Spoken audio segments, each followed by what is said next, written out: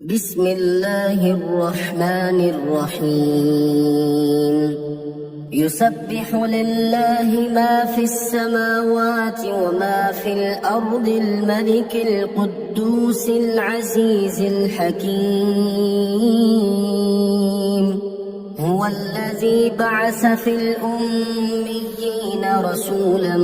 منهم يتلو عليهم آياته ويزكيهم ويعلمهم الكتاب والحكمة وإن كانوا من قبل لفي ضلال مبين وآخرين منهم لما يلحقوا بهم وهو العزيز الحكيم ذلك فضل الله يؤتيه من يشاء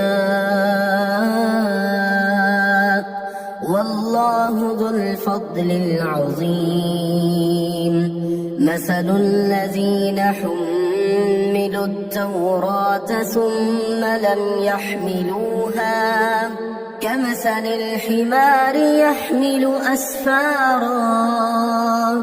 بئس مثل القوم الذين كذبوا بآيات الله والله لا يهدي القوم الظالمين قل يا أيها الذين هادوا إن زعمتم أنكم أولياء لله من دون الناس فتمنوا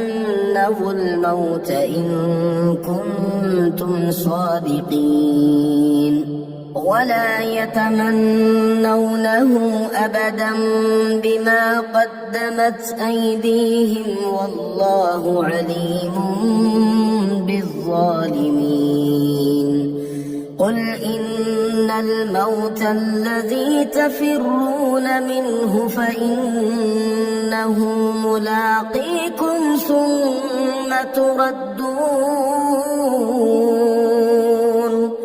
ثم تردون إلى عالم الغيب والشهادة فينبئكم بما كنتم تعملون يا أيها الذين آمنوا إذا نودي للصلاة من يوم الجمعة فاسعوا